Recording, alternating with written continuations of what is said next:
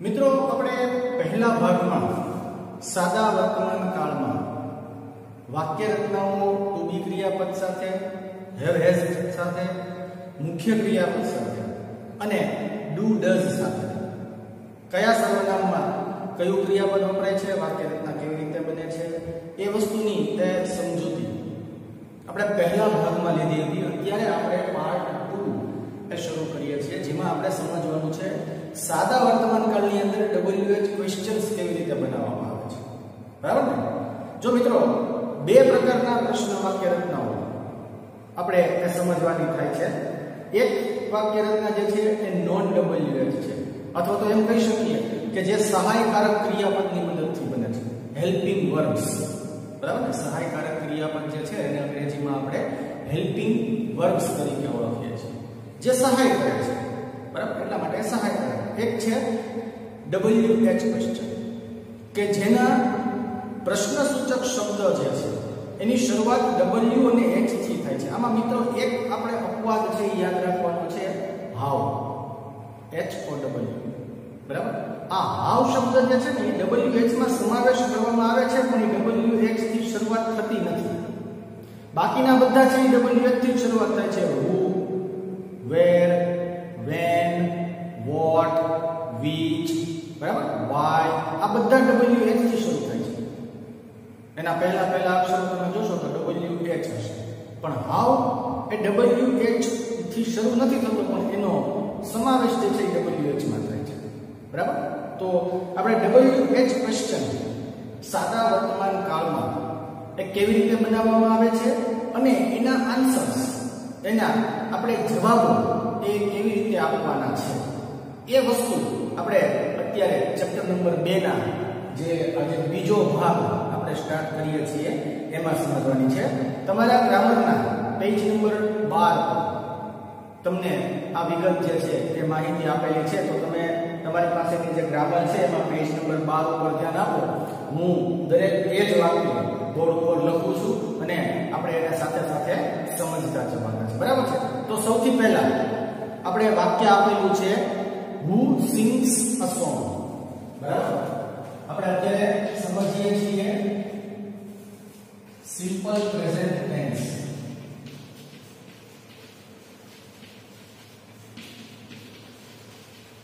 બરાબર? કે જેમાં આપણે પ્રશ્નો અને એના ઉત્તરો એ આપણો મુદ્દો છે. બરાબર છે? તો એમાં સૌથી પહેલું જે આપણને વાક્ય આપેલું છે, વાક્ય છે who sings a song. WH થી શરૂ થાય છે. who sings a song. મિત્રો આપણે એક બાબતને ખાસ નોંધવાની છે. શું? તો કે who સાથે do કે does નો ઉપયોગ થતો નથી. જ્યારે વાક્ય રચનાને તમે પ્રશ્નાર્થ બનાવો ત્યારે who સાથે do કે does નો ઉપયોગ કરવામાં આવતો નથી, અને એટલા માટે થઈને જે મુખ્ય ક્રિયાપદ છે ને એને s કે es લાગેલું, એટલે કે ત્રીજા પુરુષ એક વચનનું રૂપ જ હંમેશા who સાથે આવશે. પછી જવાબ જરૂરી નથી કે સિન્સ જે છે એનો જવાબ છે એ તમારે સિન્સ માં જ આપવો પડે. બરાબર? અને બીજી રીતે પણ સમજીએ તો માનો કે તમે કોઈ અવાજ સાંભળો છો. બરાબર? તો તમે એમ જ પૂછો ને કોણ ગાય છે. હવે ઘણી વખત એવું બની શકે કે ગીત જે તમે સાંભળી રહ્યા છો એ બે વ્યક્તિઓ ભેગા મળીને ગાતા હોય. બરાબર? આખું કોરસ સોંગ, સમૂહ ગીત હોય, તો બે કરતા વધારે વ્યક્તિઓ એની અંદર સમૂહમાં એ ગીત ગાતા હોય, અથવા તો કોઈ એક જ વ્યક્તિ ગાતું હોય, એવું બની શકે. તો જ્યારે તમે એનો જવાબ આપશો ત્યારે કદાચ એસ કે ઈએસ લાગશે અથવા તો નહીં પણ લાગે. એ વાક્યના કર્તા ઉપર આધારિત હશે. બરાબર ને? વાક્યનો એ જવાબ જે છે એ કોના ઉપર આધારિત હશે? વાક્યના કર્તા ઉપર, કે ક્રિયાપદને એસ કે ઈએસ લાગશે કે નહીં. પરંતુ તમે જ્યારે સાદા વર્તમાન કાળની અંદર who થી પ્રશ્ન બનાવો છો ત્યારે ફરજિયાતપણે આપણે who સાથે s કે es જે લાગતું હોય તે ક્રિયાપદને s લાગતું હોય તો s લગાડવાનો, es લાગતું હોય તો es લગાડવાનો છે. બરાબર? આ વસ્તુને એ આપણે ખાસ એ ધ્યાનમાં રાખવાની છે, ખ્યાલમાં રાખવાનું છે. આ વસ્તુ આપણે ભૂલાય નહીં. તો આપણે અહીંયા જવાબ આપેલો છે આરતી સિંગ્સ અ સોંગ. જો બે આન્સર આપેલા છે, એક ત્રીજો પુરુષ એક વચન છે, એક s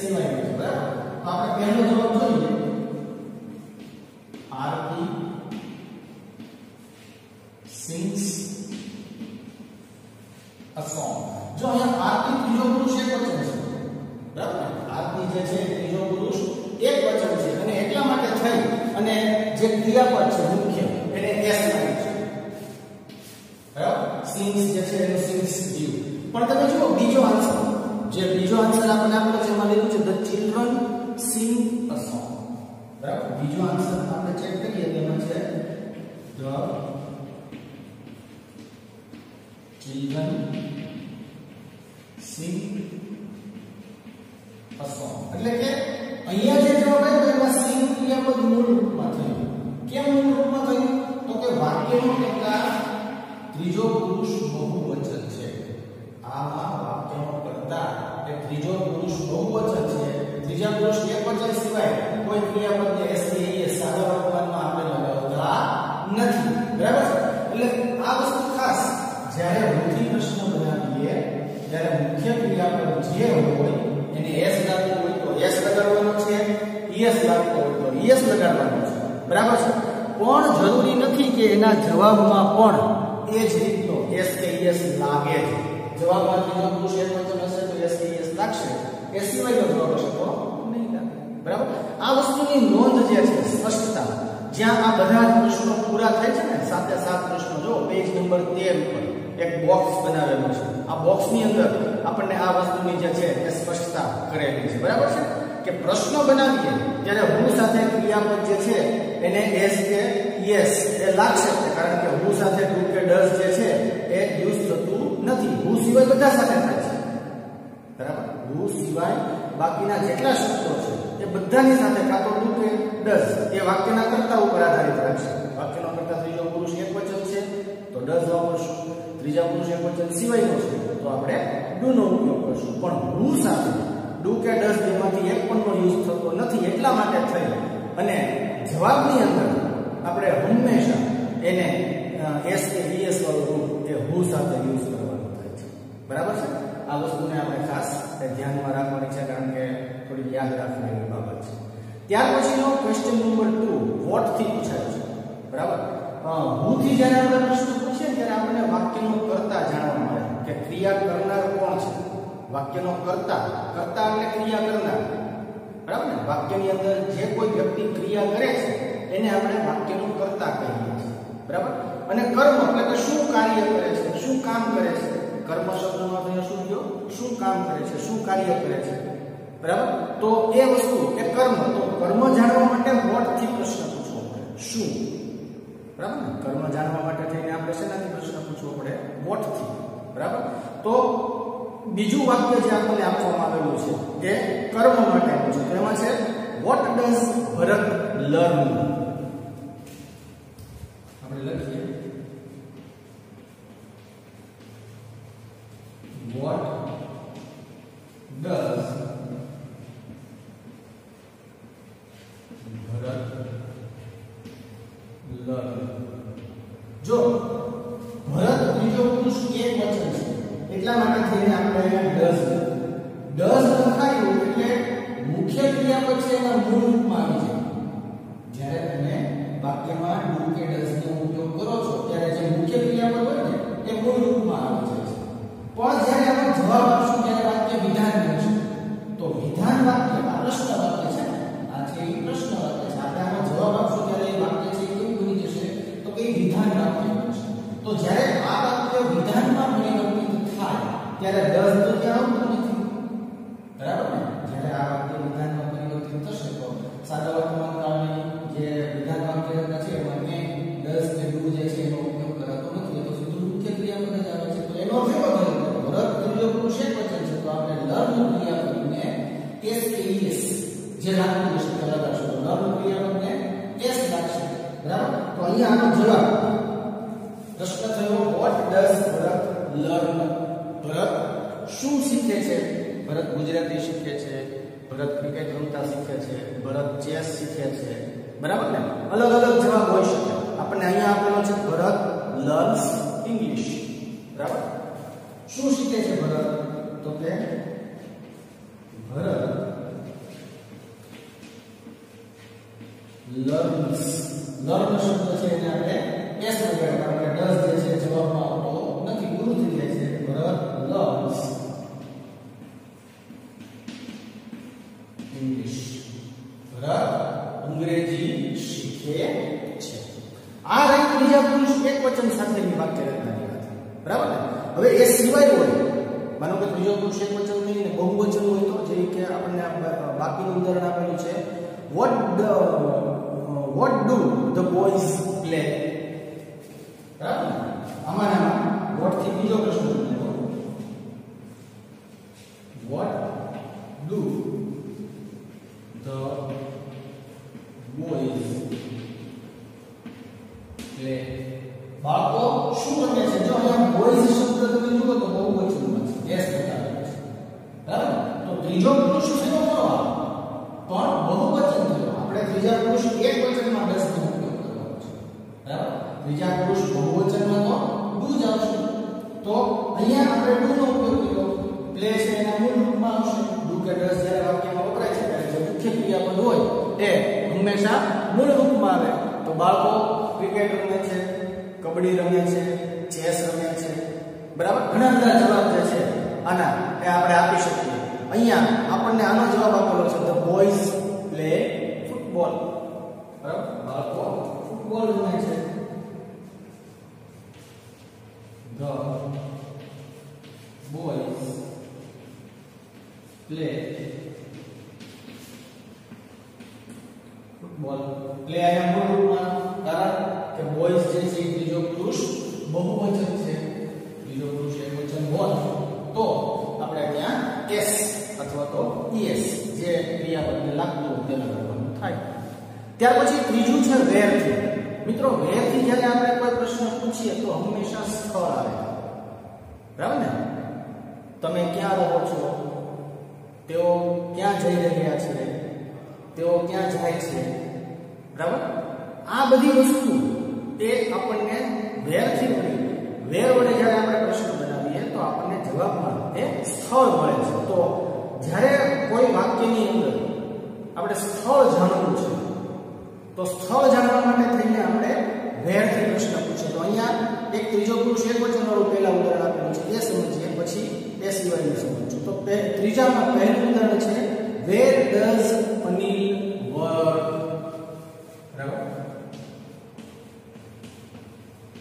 Where does Anil work? Anil ક્યાં કામ કરે છે? બરાબર? સ્થળ. અનિલ જે જગ્યા પર કામ કરે છે તે જગ્યાનું સ્થળ, જગ્યા કે કયા સ્થળે કામ કરે છે, કઈ જગ્યા પર કામ કરે છે. બરાબર? તો અનિલ સ્કૂલમાં કામ કરે છે, અનિલ ઓફિસમાં કામ કરે છે. બરાબર? અનિલ દુકાનમાં કામ કરે છે, ફેક્ટરીમાં કામ કરે છે. આવી રીતે ઘણા બધા એ આન્સર હોઈ શકે. એના બદલે એવો પણ જવાબ આપી શકીએ કે એ અમરેલીમાં કામ કરે છે, રાજકોટમાં કામ કરે છે. એ પણ એક પ્રકારનું સ્થળ, એ જગ્યા છે. બરાબર? તો અહીંયા where does Anil work? Anil ક્યાં કામ કરે છે? બરાબર? તો અહીંયા આપણને આપેલું છે, Anil works in a school. Anil works in a school. Anil શાળામાં કામ કરે છે. તો આપણે અહીંયા વર્ક શબ્દ છે એને s લગાડી દીધો, કારણ કે અનિલ ત્રીજો પુરુષ એકવચન છે. બરાબર?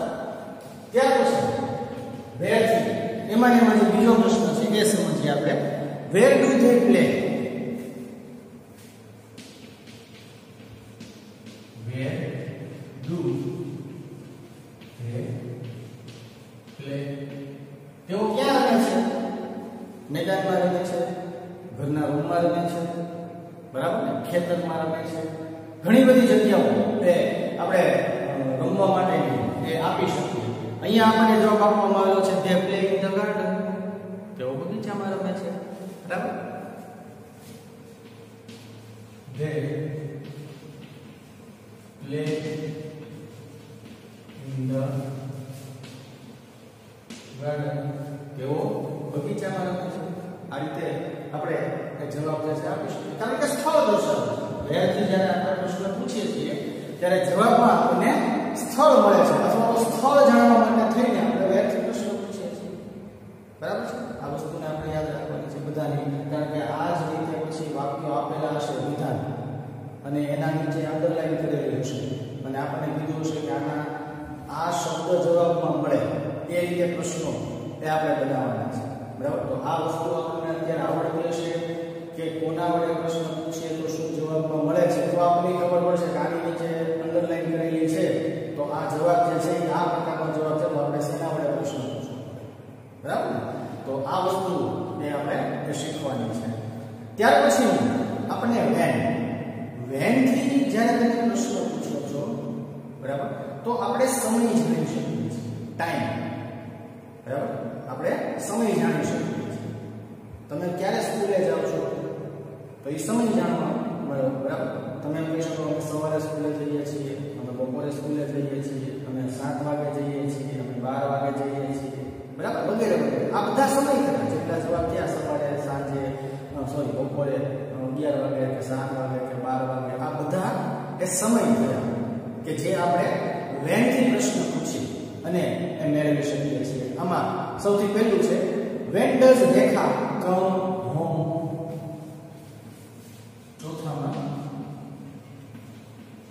Van does Rekha come home. Rekha ઘરે ક્યારે આવે છે, બરાબર, એના સમય જાણવા માટે રેખા નો ઘરે આવવાનો સમય, બરાબર. તો 4 વાગે આવે છે, 5 વાગે આવે છે, 6 વાગે આવે છે, જે સમય પર એ ઘરે આવવાનો સમય હોય એ સમય અહીંયા દર્શાવવાનો થયો. તો આપણે જવાબમાં લખશું અહીંયા જે આપેલો છે કે રેખા કમ્સ હોમ એટ 5 o'clock. રેખા 5 વાગે ઘરે આવે છે. રેખા comes home at 5 o'clock. 5 વાગે, બરાબર છે. રેખા કેટલા વાગે ઘરે આવે છે તો આપણને જવાબ મળે રેખા 5 વાગે ઘરે આવે છે. એવી રીતે ત્રીજા પુરુષ એક વચનનું ઉદાહરણ લીધું. હવે આપણે એ સિવાયનું લઈએ, બરાબર છે. તો જે અહીંયા આપેલું છે when do the children go to school. When do the children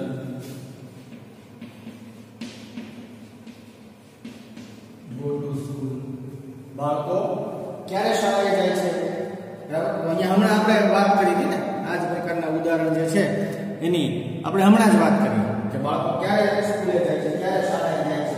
તો અહીંયા આપણે જવાબ આપી શકીએ કે ભાઈ સવારે જાય છે, બપોરે જાય છે, 10 વાગે જાય છે, 7 વાગે જાય છે, બરાબર. કોઈ પણ પ્રકારનો જવાબ, જેમ કે અહીંયા આપણને આપેલું છે the children go to school at 7 AM. સવારના 7 વાગે, બરાબર. The children go to school at 7 AM. બરાબર. સવારે 7 વાગે બાળકો તે શાળાએ જાય છે, બરાબર છે. તો આ વસ્તુ જે છે એ આપણે યાદ રાખવાની છે કે શેના વડે આપણે પ્રશ્ન પૂછીએ તો આપણને કયા પ્રકારનો જવાબ મળે છે. ત્યાર પછી છે ઉદાહરણ નંબર 5. which થી પ્રશ્ન પૂછાય. જો which થી પ્રશ્ન પૂછાય ને ત્યારે કોઈ પસંદગી કે વિકલ્પ એ આપવામાં આવેલો હોય, બરાબર. which થી જ્યારે પ્રશ્ન પૂછવામાં આવે છે ત્યારે પસંદગી અથવા તો વિકલ્પ જે છે આપવામાં આવેલો હોય, આપણે એ આન્સરમાં આપવાનું થાય. જેમ કે અહીંયા 5મું આપેલું છે which game does Anand play. which game does Anand play. બરાબર. which game does Anand play. આનંદ કઈ રમત રમે છે, બરાબર. તો ઘણી બધી રમતો છે, એમાંથી આપણે કોઈ પણ એક રમત જે છે એનું નામ આપી શકીએ કે આનંદ કઈ રમત રમે છે. તો વિશ્વનાથન આનંદ ખ્યાલ છે? વિશ્વનાથન આનંદ વિશે ઓળખો છો? વિશ્વનાથન આનંદને એને જોયા છે? શું છે? હા, કદાચ ઘણા બધા વિદ્યાર્થીઓને ખબર હશે. વિશ્વનાથન આનંદ જે છે એ ભારતના ચેસના એક ખેલાડી છે, બરાબર. એક બહુ સારી એવી ચેસમાં પ્રતિભા ભારત તરફથી જો કોઈ રમતી હોય તો એ વિશ્વનાથન આનંદ છે. તો આનંદ ચેસ રમે છે, બરાબર. તો આનંદ પ્લેસ ચેસ. આનંદ પ્લેસ ચેસ. આનંદ ચેસ રમે છે. આ ત્રીજો પુરુષ એકવચન માટે થયું. એ સિવાય which subject do they like? Which subject do they like? તેઓને કયો વિષય એ પસંદ છે, ગમે છે, બરાબર. લાઈક એટલે ગમવું, પસંદ. કયો વિષય ગમે છે, તેમને કયો વિષય જે છે એ પસંદ છે, ગમે છે. તો અહીંયા જવાબ છે they like maths. They like maths. બરાબર. તેમને ગણિત વિષય પસંદ છે, તેમને મેથેમેટિક્સ ગમે છે, બરાબર. તો આવી રીતે મિત્રો આપણે ખાસ યાદ રાખશું કે જ્યાં ડઝ વપરાશે ત્યાં ક્રિયાપદનું મૂળ રૂપ આવશે, પણ એનો જવાબ લખશું ત્યાં ક્રિયાપદને s કે es જે લાગતું હશે એ લખવાનું. જ્યાં ડુ આવશે ત્યાં પ્રશ્નમાં તો કઈનો મુખ્ય ક્રિયાપદ જ આવશે, બરાબર, મૂળ રૂપ. ત્યાં s કે es નહીં લાગે, ડુ લાગેલું તો પણ ભલે, ડઝ લાગેલું તો પણ ભલે. પરંતુ જવાબ લખતી વખતે ડુ વાળા જે વાક્યો છે કે જે ત્રીજા પુરુષ એકવચન સિવાયના છે એટલા માટે થઈને એમાં મુખ્ય ક્રિયાપદ જે છે એને s કે es નહીં લાગે. આ વસ્તુ ખાસ આપણે સમજવાનું છે, બરાબર. જ્યારે આપણે વિધાન વાક્ય રચના બનાવીએ છીએ ત્યારે માત્ર ત્રીજા પુરુષ એકવચનમાં જ s કે es જે છે એ આપણે લગાડવાના થાય છે. ત્રીજા પુરુષ એકવચન સિવાયની જે વાક્ય રચનાઓ છે એ ત્રીજા પુરુષ એકવચન સિવાયની વાક્ય રચનાઓમાં આપણે ક્યાંય s કે es એ લગાડવાનો રહેતો નથી, બરાબર છે. ત્યાર પછી ઉદાહરણ નંબર 6 આપણને હાઉ મેની અને હાઉ મચ, બરાબર. આપણે શરૂઆતમાં વાત કરી કે હાઉ જો કે શબ્દ વ્યવસ્થિત થતું નથી, બરાબર, પણ હાઉ નો ઉપયોગ જે છે અથવા તો હાઉ નો સમાવેશ છે એ આપણે WH માં જ કરીએ છીએ, બરાબર. એટલે બે પ્રકારની પ્રશ્ન વાક્ય રચના બની શકે, એક WH ક્વેશ્ચન અને એક નોન WH ક્વેશ્ચન.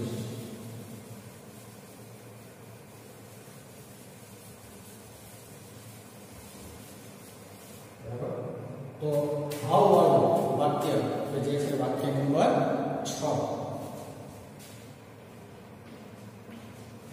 હાઉ વાળું વાક્ય કે જેનો છે નંબર 6.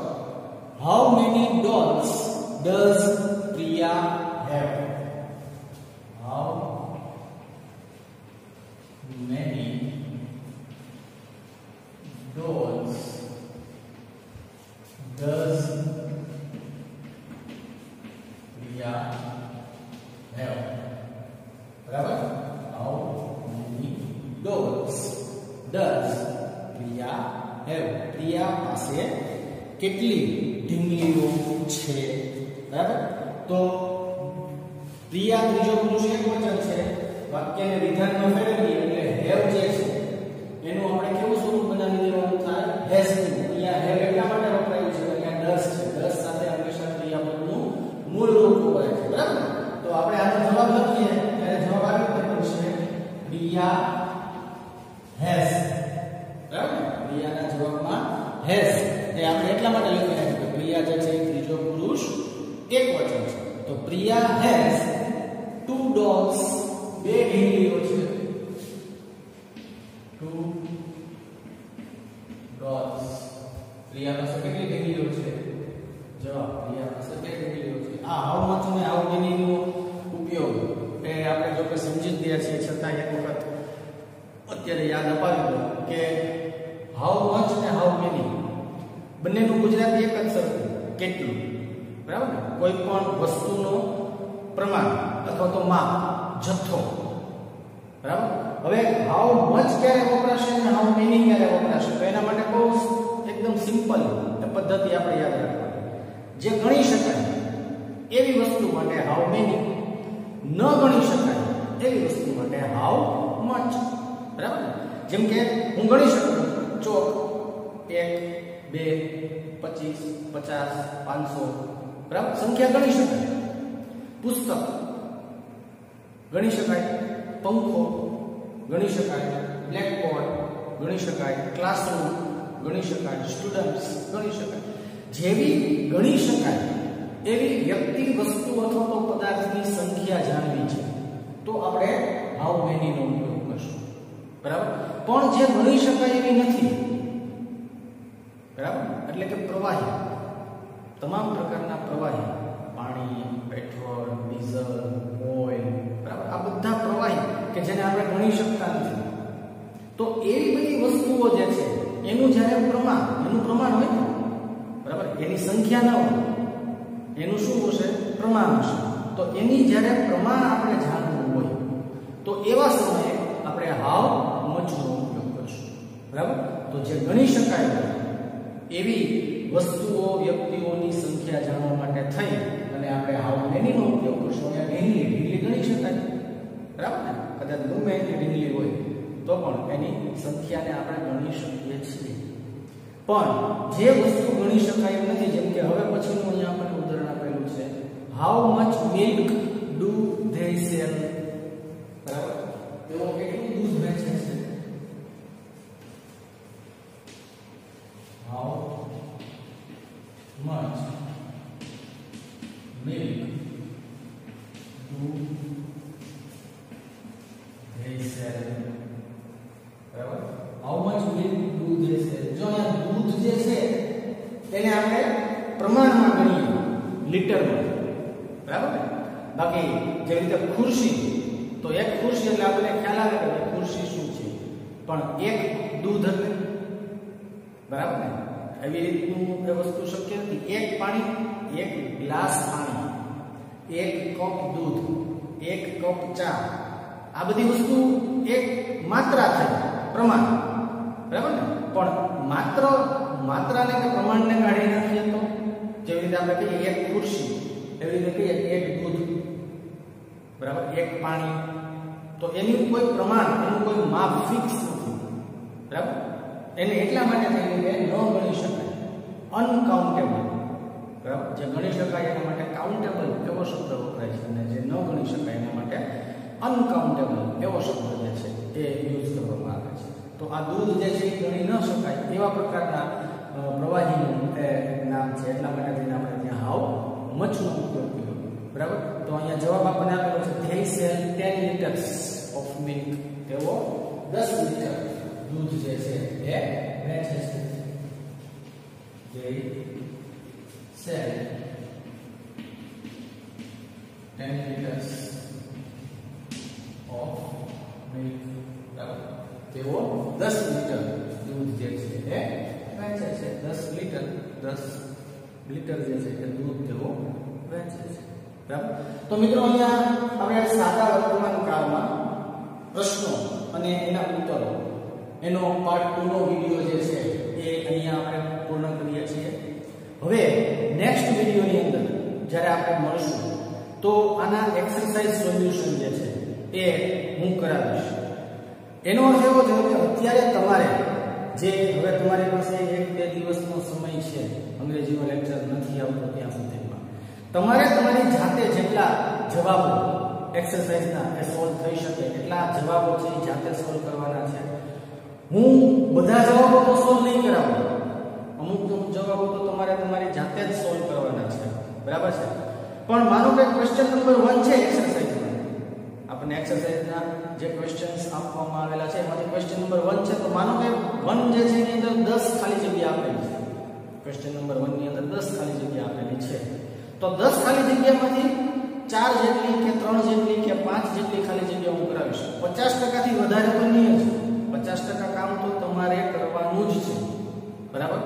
હા, એમાં કઈ ભૂલ રહેશે તો આપણે જ્યારે અહીંયા મળશું ત્યારે આપણે એનું સોલ્યુશન કરશું, બરાબર છે. એમાં કઈ ડાઉટ રહેશે તો જ્યારે આપણે અહીંયા પાછા ભેગા થશું ત્યારે આપણે સોલ્યુશન કરશું, તો એ તમે ખાલી રાખજો અથવા તો પેન્સિલથી લખજો. બાકી મહેનત કરવાની તો છે જ. માનો કે એક વખત જોવાથી આપણને નથી સમજાતું તો ફરી પાછો વખત વિડિયો જે છે બીજી વખત જોઈ લેવો, બરાબર. સમજવા માટેના આપણે પૂરેપૂરા પ્રયત્નો કરવાના છે. આપણા વડીલો, મમ્મી પપ્પા કે જે કોઈ મોટા ભાઈ બહેન કે જે કોઈ પણ આપણને ભણાવે સમજાવે એમની વાતને પૂરી સમજવાની છે, સાંભળવાની છે. બરાબર છે? શું કહે છે. તો એ એક્સરસાઇઝ સોલ્યુશનનો આપણો હવે પછીનો જે નેક્સ્ટ વિડીયો આવશે એ એક્સરસાઇઝ સોલ્યુશનનો હશે. ત્યાં સુધીમાં તમારાથી જેટલું સોલ્વ થાય એટલું તમે સોલ્વ કરજો. બાકી નેક્સ્ટ લેક્ચરમાં જ્યારે હું સોલ્વ કરાવીશ ત્યારે તમારે એ જવાબો જે છે એ તમારા જવાબોને અહીંયા લખાય હું જે લખાવું એ જવાબો સાથે તમારે સરખાવી લેવાના. કેટલા સાચા છે, કેટલામાં તમારે ભૂલો સુધારવાની જરૂર છે એ તમારે જોઈ લેવાનું. બરાબર છે મિત્રો?